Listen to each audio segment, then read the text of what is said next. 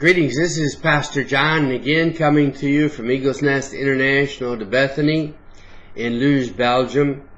What I'd like to talk about today is imparting the blessing. This is something I've almost never heard before.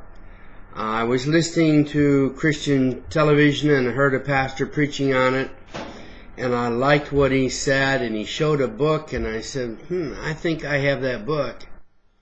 And I went upstairs and I looked through all my boxes of books, which I still have in the boxes because I don't have the space, bookshelves to put them all out on. And I found the book that he was talking about, and this is coming from that book, Passing on the Blessings. Of course, that's coming from the Bible, quite obviously. But I want to start with something in Psalms 127, verse 3. It talks, Lo, the children are a heritage of the Lord, and the fruit of the womb is his reward. Children are heritage, and they're fruit of the womb. And in Psalms 128:3, it talks about olive plants around the dinner table. It talks about King David was shown that his covenant with children would sit upon the throne forever. Now that's got to be a real blessing to know that your kids are going to be leaders of the world at that time, or in the near future. But we have to understand that if we don't pass the blessings on to our kids, we don't take them up in our arms and pray for them, which I'm sorry to say I didn't do much with my son. We prayed together, but eventually he went his way and we went our way because he's doing his life and doing his thing, and I just don't have all the contact with him that I'd love to have. But you see, the blessing of God comes through Jesus Christ. It's the culmination of the blessing was the birth of Jesus Christ. The best thing you could do for Satan is not pray for your kids, because then they'll go wild. They'll do everything that you don't want them to do, because with a blessing, when you put your hands on them and pray for them, this blessing passes on a special favor from the Lord to them. Why do the Jewish people do it every single day?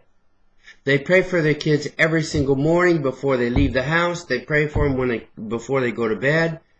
And you see less problems with the family of the Jewish people than you do anybody else. You don't very seldom see Jewish people in trouble with the law. You don't very seldom see poor Jewish people.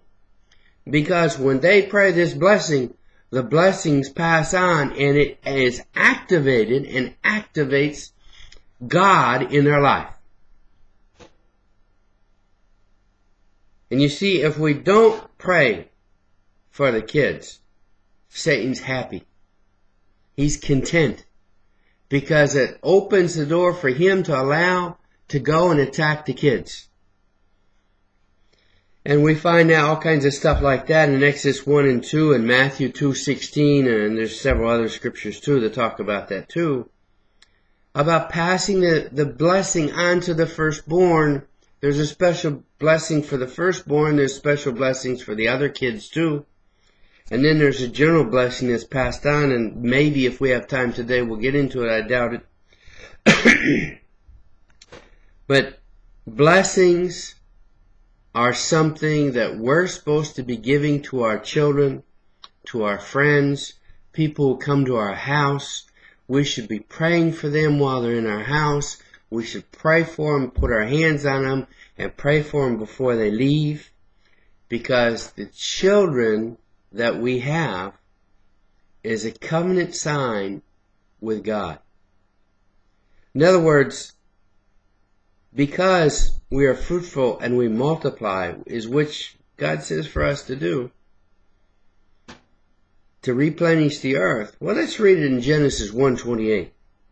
It says to Adam and Eve, the first thing that comes out of God's mouth after Adam and Eve are there, it said, be fruitful and multiply and replenish the earth. Subdue it also, and have dominion over the fish of the sea, and over the fowl of the air, and over every living thing that moves upon the earth. So that means we are the predominant species, if you want to say it that way, in the world today. And so when we do what we're supposed to do for God, we become blessed because we dominate over everything. I can remember one time a dog came up to me and was growling and hair raised up, and I said, "In the name of Jesus, you get out of here, you stupid foul thing. Get out of here, or I'll put you on the barbecue." And I just stared at him, and I didn't move. And when he saw that I wasn't going to move, that I wasn't going to budge, he just kind of ducked his head and turned and went away. That's the dominance that we have over everything in the earth. And we need to start praying that way instead of, "Lord, if it be thy will." No, we have the dominating factor on our side, and that's Jesus Christ. He came into this world to give us the liberty, give us the freedom that we need. So we need to start praying that liberation prayer and the special blessings that God has given to us to give to our kids, for them to pass it on from generation to generation, instead of passing on garbage from one generation to another generation. We need to start passing on the not dominating factor that we have in this world, instead of being subservient to the things of the world. Well, I think my time's gone. I have a couple more minutes, but I'm going to stop now and restart the section for section number 2.